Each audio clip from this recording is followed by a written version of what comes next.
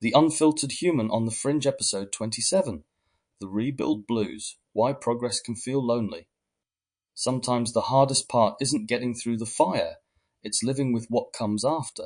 There's a quiet, almost imperceptible shift that happens when survival mode ends.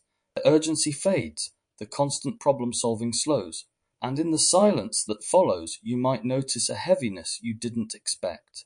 This is the strange truth. Progress can bring a kind of loneliness.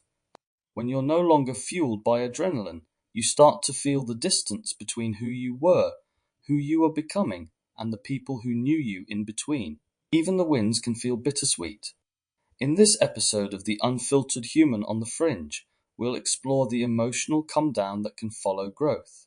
Why the very improvements you've worked so hard for can leave you feeling isolated, and how to keep moving forward without losing connection to joy. We'll talk about the psychological realities behind this shift, the ways it has shown up in my journey, and practical approaches to finding lightness again, even in the quiet, in-between moments of the rebuild. So let's begin the quiet after the storm. In the early days of rebuilding, every small step forward can feel monumental. The energy is raw, the purpose is clear, and the momentum carries you. But somewhere further along, when the urgency fades and the dust settles, something unexpected can set in, a quiet emptiness that feels strangely heavy. This isn't regression, it's a transition. In this episode, we'll explore the nature of post-progress loneliness, why emotional lows can follow seasons of growth, and how to keep connection and joy alive when the rush of survival mode is gone. Themes: adjustment fatigue, recognizing that sustaining growth is different from initiating it. The paradox of stability, how achieving balance can uncover hidden loneliness. Emotional comedown, understanding the drop in dopamine and adrenaline after a long period of doing. Identity gaps, the strange in-between space when old roles are gone but new ones aren't fully formed. Attributes, gentle self-awareness rather than judgment. Patience with the pace of emotional recovery. Openness to finding new rhythms of connection. Willingness to address nervous system regulation as part of emotional health. The empty room effect, imagine moving into a new home after months of chaos, uncertainty, or rebuilding. The old place was noisy with problems and demands. Every day had a clear mission. Now, you unlock the door to your new space and it's quiet. Peaceful even. But after the first deep breath, the silence starts to echo. The absence of urgency can feel unsettling. You wander through rooms that are functional but not yet lived in. You have what you fought for, yet something feels missing. This is the empty room effect. The human nervous system is wired to adapt to intensity, even if that intensity is stressful. When the stress is gone, we're left with space, and space can be uncomfortable if we don't know how to inhabit it. The mind starts to look for noise. The heart longs for the familiar rush, and without realizing it, we can drift into melancholy, overanalysis, or even self-sabotage. Personal reflection. There was a period when I was seeing a therapist for several months, while also working with a life coach I'd met who was offering free sessions for feedback. When those sessions ended, we became friends. At the time, I'd just ended a long-term relationship. My confidence was in pieces, and my emotions felt like they were in constant turmoil. The therapist introduced me to the vagus nerve, and for the first time, many of my physical and emotional struggles began to make sense. I was in a major life transition, experimenting with lifestyle changes, new exercise routines, and working on repairing relationships with family that had become strained. Slowly, with guidance, I began to regain focus and feel some stability. The life coach's encouragement helped me rediscover my confidence, and even reignited my drive to start my coaching services, something I'd been trained for, having previously earned several mental health qualifications and worked as a community mental health support worker. For a while, things felt like they were falling into place. But the high of that momentum didn't last forever. Once the doing slowed and the structure was set, I entered an unexpected low. I'd anticipated maintaining the same energy and connection, but instead I found myself withdrawing. Self-development work had made me more in control of my emotions, but it also seemed to detach me from people. There were moments of over-analysis where I couldn't simply be present. My nervous system was hypervigilant, scanning even safe moments for signs of disruption. It was a strange and unsettling place, realizing that even positive changes could come with their brand of loneliness. Psychological insight. This pattern is well documented in post-achievement depression research, a phenomenon where individuals experience a drop in emotional well-being after achieving a major goal. Kaufman 2020. The shift is partly neurochemical. During periods of high stress or focused effort, the body produces elevated levels of dopamine and adrenaline. When the goal is reached, those levels drop, leading to feelings of emptiness or disconnection. In my case, I could see how my nervous system had been trained to thrive on the structure and urgency of rebuilding. Once stability arrived, the absence of urgency left a gap that I didn't know how to fill. The stillness made me restless, and my mind started seeking problems to solve, even where none existed. This aligns with hedonic adaptation theory, Brickman and Campbell, 1971, which explains how humans tend to return to a baseline level of happiness after both positive and negative changes. Without new inputs of meaning or novelty, even hard-won stability can feel flat.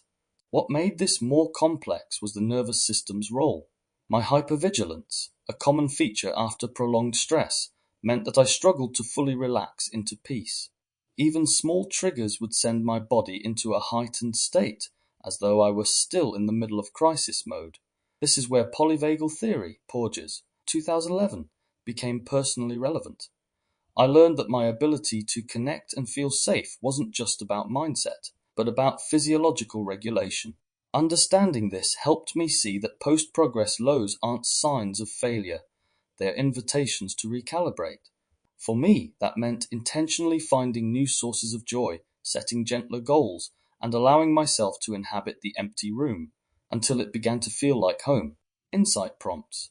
Have you ever felt unexpectedly low after making real progress?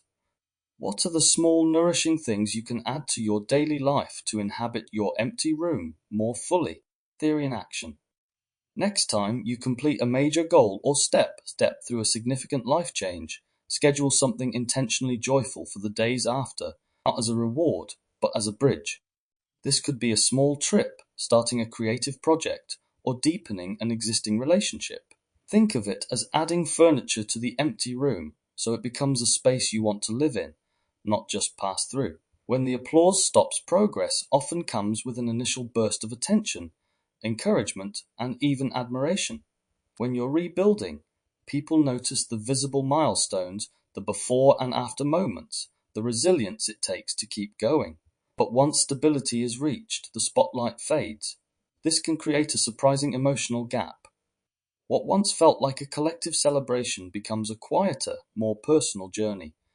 This part explores what happens when the applause stops and how to continue growing when the noise around your achievements goes silent. Themes.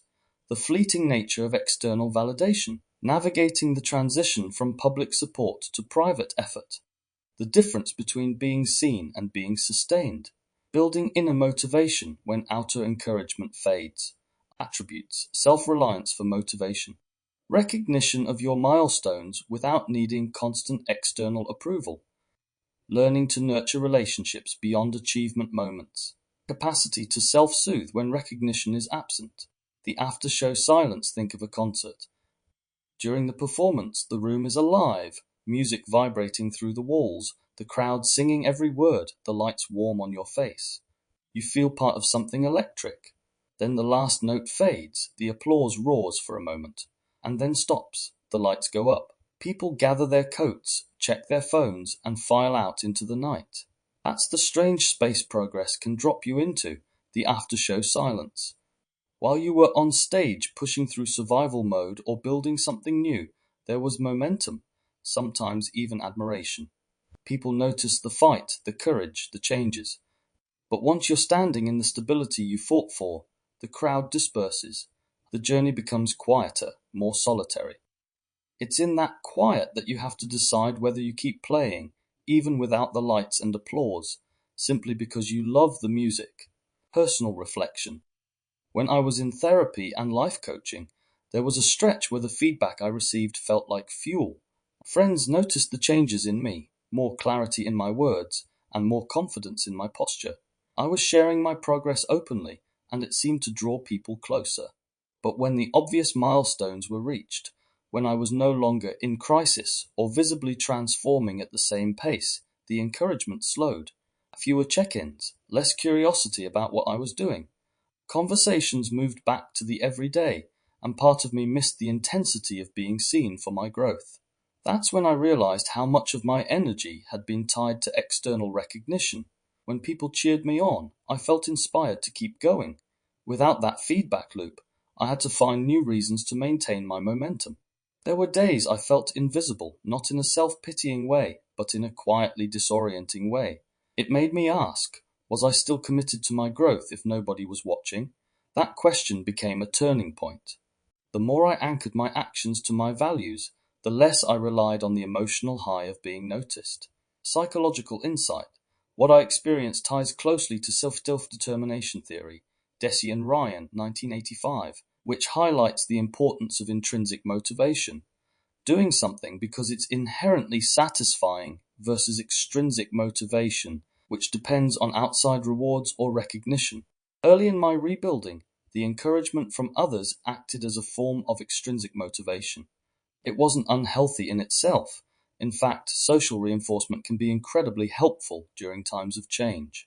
But as hedonic adaptation sets in, both the giver and receiver adjust to the new normal, and those bursts of validation naturally decrease. This can create a subtle identity gap. In my case, I'd unknowingly linked my progress with how others responded to it. When the applause stopped, my nervous system felt the drop, almost like withdrawal from a stimulant. It's similar to what athletes or performers experience when they leave a high-intensity career and miss the rush of the crowd. The shift came when I reframed my progress as an ongoing relationship with myself, not a performance for others. That's where the internal locus of control, Rotter 1966, became practical for me. By focusing on what I could control, my habits, my mindset, my boundaries, I learned to sustain growth without relying on external noise. Insight prompts. When have you noticed your motivation fading after external encouragement stopped? What practices or rituals could help you celebrate yourself without needing outside validation? Theory in action. Choose one goal you're currently working on and write a private progress journal. Each time you make even a small step forward, log it, not to post or share, but to create a tangible record for yourself. Over time, this journal becomes your applause, a reminder that your progress is worth sustaining, whether anyone else sees it or not. The unexpected weight of stability. We think of stability as the end goal, the promised land after the chaos. But stability comes with its hidden weight. When life finally steadies, the adrenaline that kept you moving begins to fade, and the emotions you put on hold during survival mode catch up with you. This part examines the paradox of stability, how it can bring peace but also stir loneliness, restlessness, and unexpected grief for the versions of yourself you've left behind. Themes: the paradox of stability after long-term struggle, emotional comedown after prolonged periods of adrenaline, grieving the loss of old identities, even unhealthy ones, learning to sit with stillness without manufacturing chaos, attributes, self-awareness about hidden emotional shifts, ability to tolerate stillness without needing constant stimulation, willingness to let go of outdated identities, understanding the difference between boredom and discomfort with peace, the house you finally built. Imagine spending years wandering through storms, scavenging for scraps, and sleeping in shelters that were never truly safe. Every day is a fight to survive. Then one day you find yourself standing in front of a small but solid house. You built it brick by brick. The roof doesn't leak. The floor doesn't creak. The wind can howl outside, but you're warm. For a while, the comfort feels miraculous. You notice the quiet at night. You make tea in your kitchen. You finally exhale. But then something strange happens. The silence feels heavy. You start pacing the rooms. You wonder what to do with all this stillness.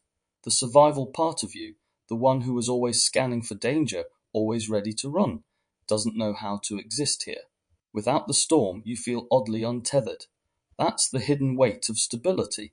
It's not that you want the chaos back, but learning to live without it is a whole new skill. Personal reflection. When my life began to stabilize after months of therapy and coaching, I thought I'd finally made it. The emotional turbulence that had defined so much of my life had calmed. My daily routines were healthier. My boundaries were clearer. I wasn't in a crisis. But that calm came with an unexpected emptiness. For so long, my nervous system had been tuned to high alert, ready for the next problem, the next conflict, the next big change. When those things weren't there, I felt like I was missing something, as if my life had gone flat. I noticed myself overthinking, looking for problems where there weren't any, replaying old conversations, and slipping into unnecessary self-analysis. It was as though a part of me was addicted to the drama and uncertainty, even though I knew it had drained me before. At first, I judged myself for this. I thought, shouldn't I be happier? Shouldn't I be enjoying this peace? But over time, I realized this was just my body and mind adjusting to a new baseline. Stability wasn't empty, it just felt unfamiliar. The more I sat with it, the more I started to notice the subtle beauty in quiet days, the way my mind wandered without urgency, and the way I could choose what to focus on instead of reacting to emergencies. Psychological insight. This adjustment period is closely tied to post-adrenaline letdown, a phenomenon often seen in people leaving high-stress environments. For months or years, your body relies on cortisol and adrenaline to function in survival mode.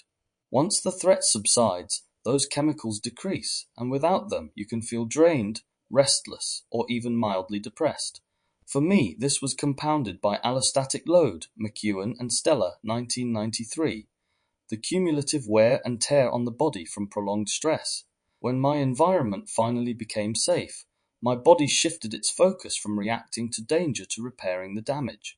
That physical recovery can feel like emotional heaviness. Another factor was the loss of my survival identity. Identity theory, Stryker 1980, explains that our sense of self is shaped by the roles we play.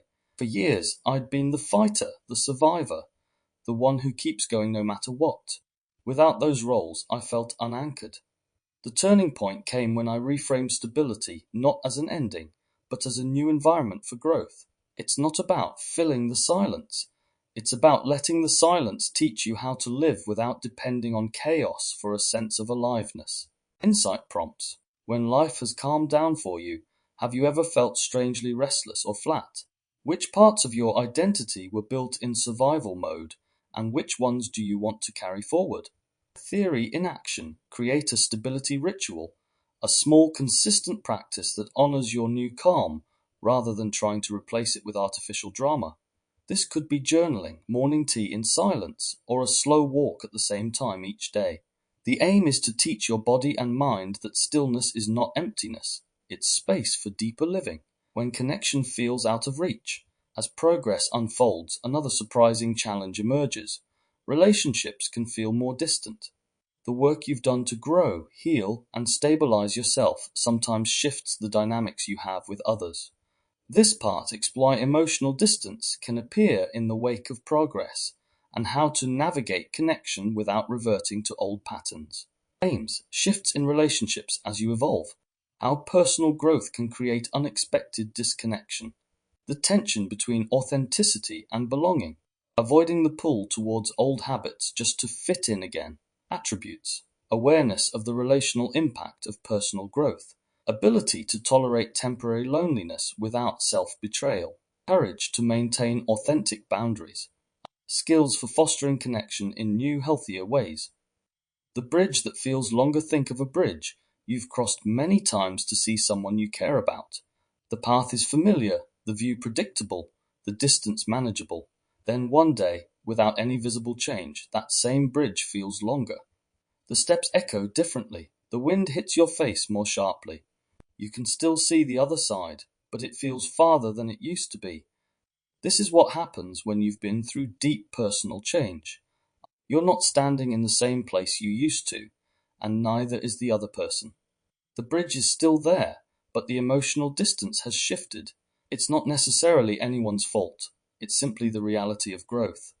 The temptation in this moment is to sprint across, to close the gap quickly, even if it means rushing or bending yourself back into an older shape. But the more sustainable approach is to walk slowly, carrying your new self across without apology. Personal reflection. When I made significant strides in my healing, I noticed some relationships began to feel unfamiliar. Conversations that once flowed easily now felt stilted. Certain jokes didn't land the same way. My tolerance for gossip, drama, or negative talk shrank, and that subtly altered the energy I brought into interactions. One friendship in particular shifted in ways I didn't expect. We had once shared everything: daily updates, deep talks, and spontaneous meetups. But after months of therapy and life coaching, I found myself craving quieter connections, fewer interruptions, and more intentional time together. I no longer wanted to fill every silence with chatter, yet they seemed uncomfortable with the pauses. At first, I worried that my progress was pushing people away. I overcompensated by reaching out more, forcing enthusiasm, trying to keep things how they used to be. But I could feel myself slipping into old habits, over-explaining, ignoring my own needs, and avoiding truths that might cause tension. Eventually, I realized that connection doesn't mean constant closeness. Sometimes, growing apart a little is a natural recalibration. The space gives both people room to adjust, and if the relationship is meant to endure, it will meet you again where you are now, not where you used to be. Psychological insight. This experience ties directly into relational dialectics theory, Baxter and Montgomery, 1996, which highlights the push-pull between autonomy and connection in relationships. When you grow personally, your balance between these two needs can shift, often before others have time to adjust. I also noticed elements of self-discrepancy theory, Higgins 1987, at play. My actual self had moved closer to my ideal self through the work I was doing, but my relationships were still tuned to the old me. This mismatch created friction until I allowed the relationships to adapt naturally, without forcing the process. There's also the phenomenon of social homeostasis, the tendency for relationships to resist change to preserve equilibrium. When one person changes, the relationship must renegotiate its norms. For me, that meant tolerating the discomfort of temporary distance without rushing to close it artificially. What I learned is that progress doesn't always feel like closeness. Sometimes it feels like stretching, but that stretching is exactly what makes space for deeper, truer connections in the long run. Insight prompts. Have you noticed changes in your relationships after personal growth? How did you respond? Do you tend to rush to fix distance in relationships, or can you let space exist without fear? Theory in action. The next time you feel a relationship stretching or shifting, resist the urge to close the gap too quickly. Instead, practice relational patience, consciously giving the connection space to adapt to your growth. Keep showing up authentically, but without forcing closeness on an old version of the relationship. The emotional lag progress doesn't always feel like progress in the moment.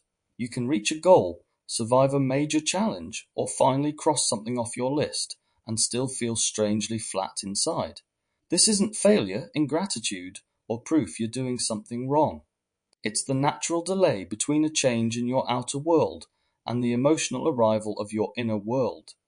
Learning to recognize and accept this lag can help you stay steady instead of spiraling into doubt. Themes: the gap between outer progress and inner emotional reality, understanding why emotional fulfillment sometimes arrives late, navigating the guilt of "I should feel happier than this," trusting the process rather than forcing a reaction. Attributes: patience with your emotional timing, emotional literacy, being able to name and describe the lag, self-compassion during periods of muted feeling, awareness of nervous system patterns after long-term stress. The train that hasn't arrived yet. Picture this. You've been planning a long-awaited trip for months. You buy the ticket, pack the bags, and finally make your way to the train station. Everything goes to plan. The train arrives on time, you board, the scenery changes, and eventually you pull into your destination. But when you step onto the platform, there's no rush of excitement. The air smells the same. The streets look ordinary. You've technically arrived, but it feels like you're still waiting for the real moment to begin. That's emotional lag. Your life can move forward in measurable, visible ways, but your feelings are still back at the last station, catching up at their own pace. Sometimes that gap is subtle, just a quiet sense of, is this it? Other times, it's disorienting, especially if you've spent months or years working towards something. You expect fireworks, but instead you get the emotional equivalent of a flickering candle. If you don't understand what's happening, you might think you've made a mistake, or that the goal wasn't worth it. In reality, you've simply arrived before your emotions have had time to unpack their bags. Personal reflection. I've experienced emotional lag more times than I can count. There was the time I finally completed a huge research phase for the Inversiverse. I'd been putting it off for months, telling myself that once it was done, I'd feel a surge of momentum. But when I finally hit that milestone, I just sat there. No celebration, no rush, just a quiet, almost anticlimactic done. It reminded me of other moments in my life where the outer achievement didn't match the inner feeling. I've ended challenging relationships, navigated complex conversations, and even walked away from situations I knew were unhealthy, all things I thought would bring instant relief. But often, the emotional weight lingered long after the practical change was made. My body still carried the tension, my mind still replayed scenarios as if it hadn't caught up with the fact that things were better now. I used to get frustrated with myself for this. I'd think, why can't I just feel good about this already? But over time, I've learned that my emotions don't work to the same schedule as my decisions. When I stop expecting them to arrive instantly, I notice them more when they do show up. Sometimes pride or joy will sneak in on a quiet afternoon, days later, catching me off guard while I'm doing something mundane. Psychological insight. This pattern makes perfect sense when I think about affective forecasting error, Wilson and Gilbert, 2003. We tend to overestimate how good or bad something will feel and for how long. I've often imagined that reaching a goal would feel like an emotional high, only to find that reality is much quieter. There's also hedonic adaptation, Brickman and Campbell, 1971, the psychological process, where we quickly return to a baseline level of emotion after a change. I've noticed this in myself after major wins. The shift from excitement back to normal can be surprisingly fast. And then there's the nervous system's role. After long stretches in survival mode, my body is still primed for tension, scanning for threats.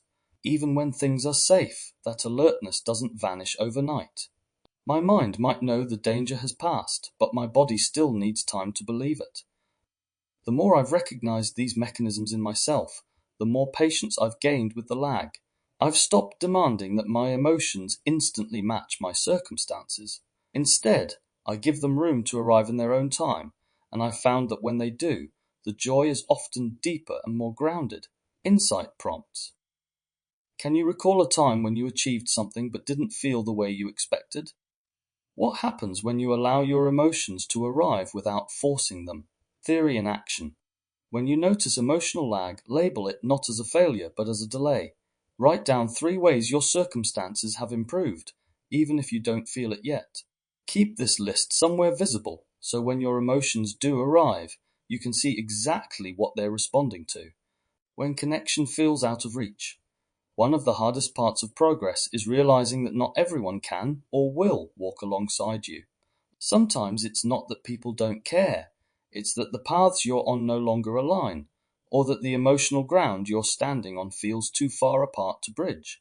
Loneliness can creep in even when you're surrounded by people. Themes. The isolation that can follow personal growth.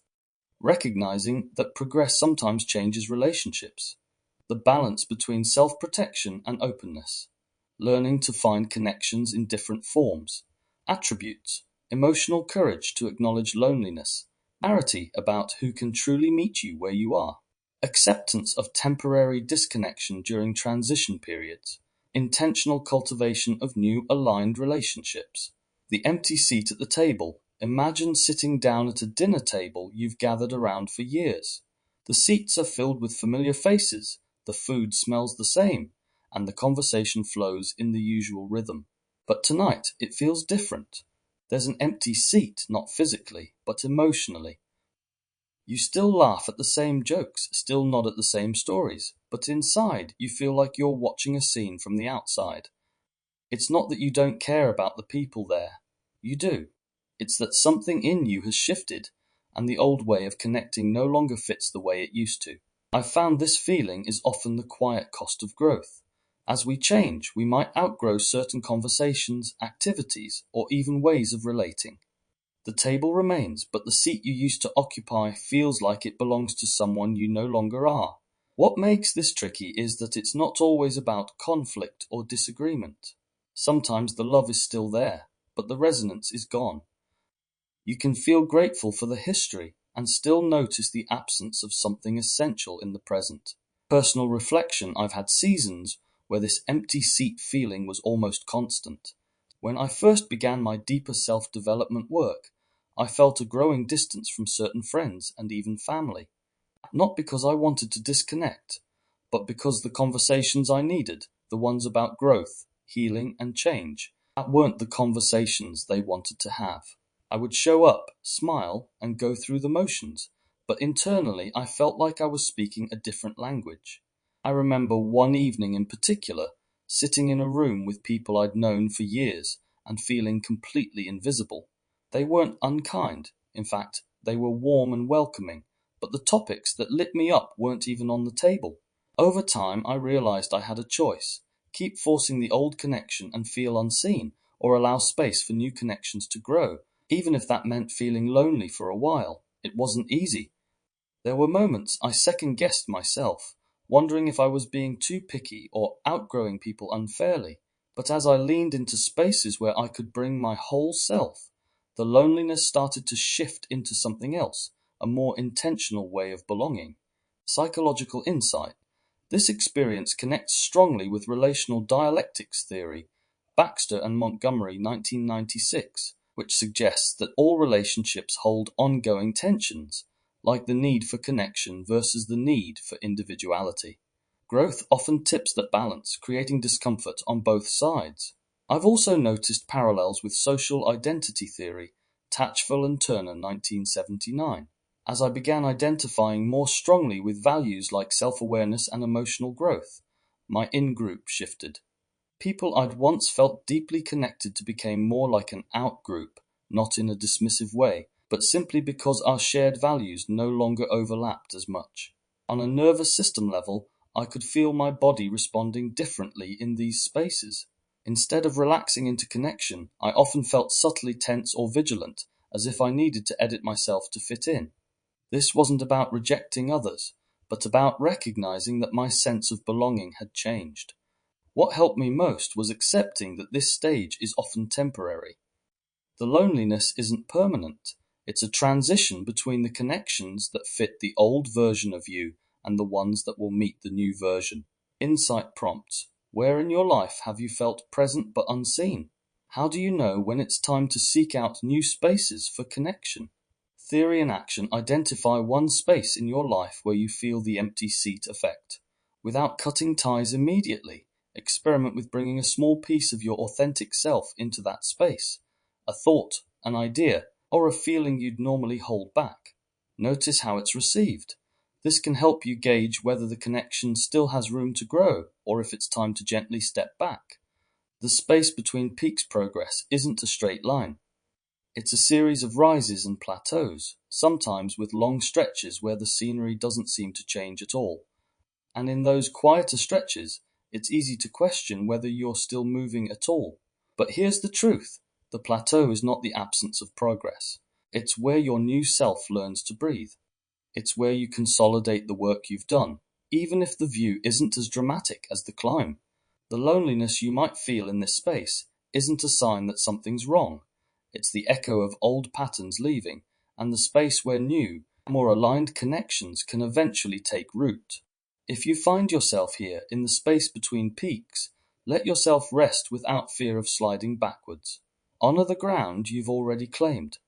Look for small sparks of joy, not because they erase the quiet, but because they remind you you're still alive in it. You've been listening to The Unfiltered Human on the Fringe. Until next time, stay human, stay awake, and let life evolve naturally. James Miller. If you found value in today's episode, you may also be interested in my broader project, The Inversiverse, a series exploring the hidden architecture of perception, identity, control, and consciousness. Across 20 episodes, the Inversiverse dissects indoctrination, language, media manipulation, dark psychology, belief systems, and the evolution of self in the digital age. You can find all episodes of the Inversiverse on Facebook, YouTube, Rumble, and Substack by searching This Place Called Earth. These ideas aren't shared to convince you, but to invite you to think, feel, and perceive more consciously in a world designed to keep you distracted. Overview of the Inversiverse: a journey through the mirrors of mind, culture, and control. Episodes 1 to 3 introduce foundational ideas around indoctrination, perception, and manipulation. Episode 4 explores how language, symbols, and cultural norms are used to shape thought. Episode 5 investigates control systems, media narratives, and the illusion of choice. Episodes 6 to 7 dives into collective belief structures and the psychology of mass behavior. Episode 8 focuses on marketing, control theory, game theory, and critical thinking. Episode 9 covers love, relationships, human mating, gender dynamics, and red-blue pill ideologies. Episode 10 unpacks dark psychology, the occult, Satanism, and the dark triad personality types. Episode 11 The Simulated Self examines identity, ego, and the rise of post-human consciousness. Episode 12 The Spell of the Mind inquires into language, illusion, and physiology of thought. Episode 13 Conscious Seduction journeys through persuasion, propaganda, and the unseen forces of the mind. Episode 14 The Myth of Sanity sheds light on madness, genius, and the edge of perception. Episode 15 The Algorithmic Mind probes influence, identity, and invisible architects. Episode 16 The Noise of Knowing reveals overload, obsession, and the age of infinite information. Episode 17 Belief Machines delves further into language, desire, and the engine of reality. Episode 18 Submerged Signals examines how the unseen shapes the self. Episode 19 The Alchemy Within traces food, frequency, and the forgotten intelligence of the body. Episode 20 Encoded Flesh scrutinizes and opens up to the forgotten language of the body, DNA, and biological consciousness.